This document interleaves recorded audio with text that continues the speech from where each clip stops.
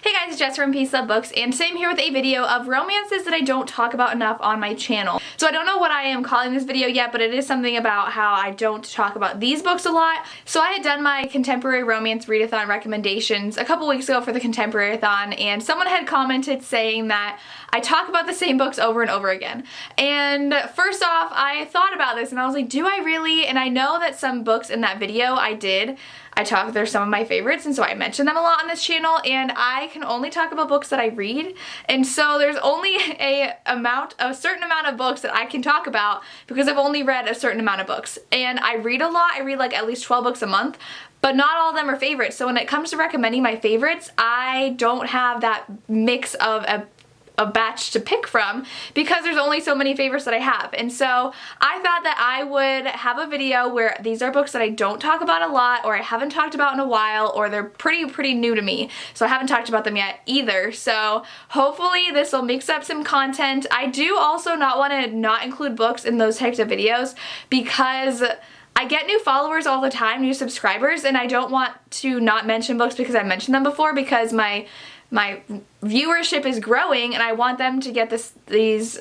recommendations that they might not have gotten that I said 2 years ago or something. So anyways, I have a bunch of books to share with you that are some of my favorites that I don't talk about enough. The first one's pretty new to me and I really loved it, and that is The Simple Wild by K.A. Tucker. This is her newest release, and it takes place in Alaska. The cover is gorgeous. Calla has not spoken to her father since she was like in middle school, but she hasn't seen him in person since she was like 2 or 3 when her mother left, because her mother just could not deal with the Alaskan life because her father is an Alaskan pilot, and I think he owns his own plane company, and so she gets news that her father is dying. So she decides to go to Alaska to spend time with her father.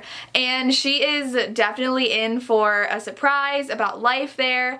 Jonah is this bearded, angry pilot who picks her up, and they have a romance, and I just loved the importance of family in this book, because a lot of times romances are solely focused on the couple and what they're going through, and it doesn't really focus on what other aspects of their life that are normally in people's lives, like family and friends. So I love that this was a huge aspect. I loved the setting. This is a great romance and you need to read it. The next book I have for you is actually a series, and that is the Brooklyn Bruisers series by Serena Bowen. So the first 3 are in mass market paperback. I am pretty sure the last one is my favorite. The first one was pretty good, but I think that they get better as they go on, and my absolute favorite though is book 4. Book 4 is Brooklyn Air by Serena Bowen. This is actually self-published by Serena. So the first 3 are with Berkeley Romance, and she was hinting at Nate and Becca's story the entire series, and then Berkeley was not publishing a 4th book. So she published it by herself, and this one is adorable. It's an office romance because Becca is Nate's secretary, kind of. Like, she is his personal assistant, really, so she does everything for him, and he is a tech guru, really. He formed his own company, and he was a nerd before, and now he owns a hockey team as well because he has so much money, and so he's the owner of the hockey team, and it's so good. At one point he's taking care of her because she gets sick, and it's just the most adorable romance, and I definitely recommend this series, but definitely recommend book 4. The next book I want to share I haven't talked about in a while because I finished it I think 2 years ago, and that is A Thousand Boy Kisses by Tilly Cole. I think I only mention this when I talk about emotional romances. This is actually a high school romance. So they're in high school, and they fall in love, madly in love when they're younger, and then something happens where the one has to move away. And so it's the boy who has to move away with his family, and so he is devastated. They are each other's world, and they know they're going to be together forever, and he has to move, so he's devastated. And so as soon as he moves though, she cuts off contact. He's like, what happened? We are completely in love. We've been in love our whole lives. Like, how can this happen? And so he changes so much as a character, from this loving boy with the love of his life to this really angry teenager. And 2 years later, I think, he comes back and confronts her about why she cut off contact. So this is such an emotional book. Near the ending, bawling my eyes out. I really love this book, and I think that if you want an emotional romance, you definitely have to pick it up.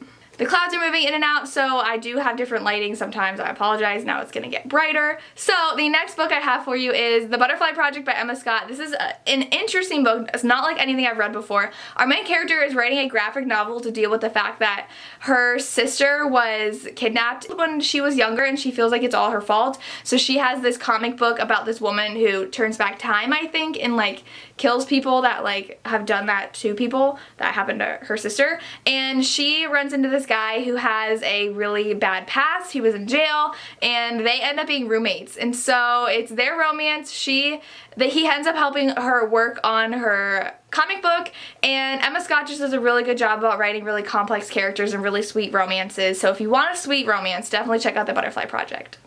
The next book I have to recommend is Forgiving Lies by Molly McAdams. This is about a guy who's an undercover cop, and so he is going to school at a college campus because he is looking for a serial killer, and he ends up really falling for the girl across the hall from him, and he knows he shouldn't be distracted. He's trying to find this killer. He's a cop. He's got to keep it professional, but he's falling for her, and there's a serial killer on the loose, so there's some suspense in this. This has everything you would ever need, and I definitely recommend picking this up. The next book I have to share with you is book 4 in this series, and I don't talk about it enough even though I've been reading the beginning of the series, and that is The Hot Shot by Kristen Callahan. I read this when it came out because I got an e-arc of it, and this is about Chess, who is a photographer, and she is photographing the football team in a nude photo shoot for a calendar, and our golden boy football player is one of them, and he is definitely the opposite of Chess. I think she's tattooed, she's a photographer, she just has this completely different lifestyle than what the golden boy football player does. But they are drawn to each other and it's their romance. It's so good. I don't remember too much about it because it has been years since I read it, but I remember absolutely loving it. Opposites attract. I love the whole photography scene in the beginning. It was a great setup. Check this book out. The next book I have is by an author I talk about a lot, but I have not mentioned this book in a while, and that's Bad Habit by Charlie Rose.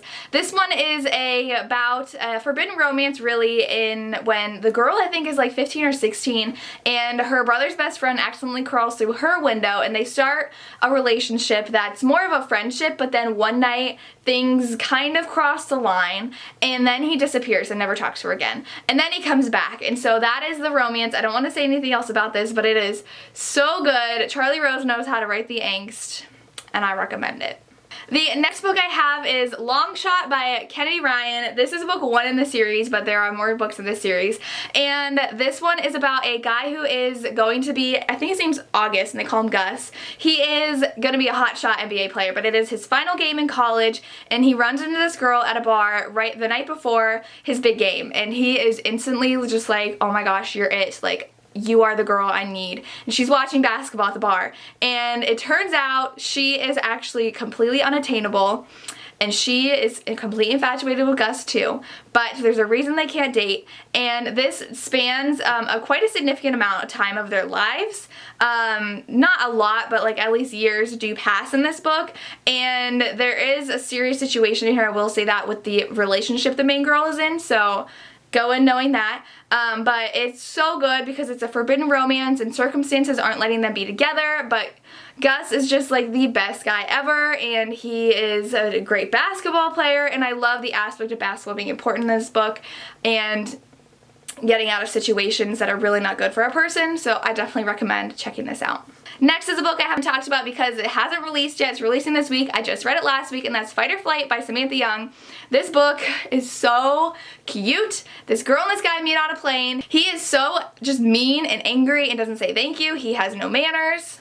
And they sit next to each other on a flight to Boston. I forget where they're going to at the end, but they end up spending their layover together, and they are next to each other on the flight to the home, which she is like, are you kidding me? They still hate each other, but they have an undeniable attraction. So then they kind of continue on this romance where they are located together, and what happens is they have to decide how to keep things completely separate physically and emotionally. They don't want to share anything about each other, and it's really hard because things start blowing the line, and it's really good. And if you like a brooding Scottish man, you're gonna love this book, so you should check it out.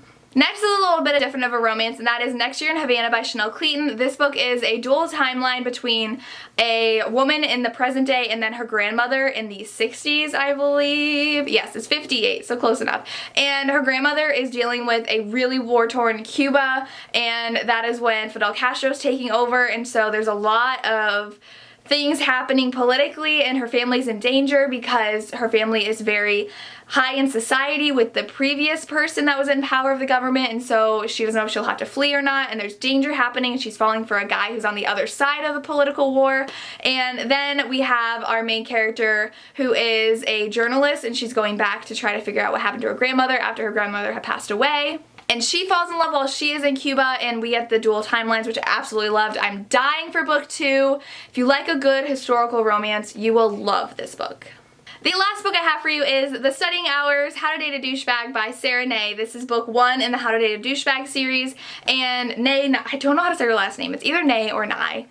Sorry. But this is a sports romance in college, and the guy's actually a wrestler, and I don't think I've read any wrestler romance books that take place in college, and so this guy is a douchebag. He tries to hit on this girl in the library. She's like prim and proper, and she's like, dude, go away. I don't want anything to do with you, and he doesn't let up, and then he's like, fine, we'll be friends, and so they start to be friends, and then it turns into something more, and it's so fun. I love a cocky guy trying to date this girl, and she doesn't want to, but she really does want to date him. Really cute. I know there's a whole series, but I've only read the first one, but I'd recommend picking it up if you like a good college romance. And those are the books that I think you guys would love that I have not recommended a lot on my channel. I do apologize about the lighting. It's just a cloudy day and the sun's going in and out, and I just can't, whatever. I can't control that, and I wanted to film today for you guys. So let me know down below if you have any recommendations that aren't talked about a lot on YouTube or in general on my channel. Anything that you have, I would love to hear. As always, thank you so much for watching, and have a good day. Bye.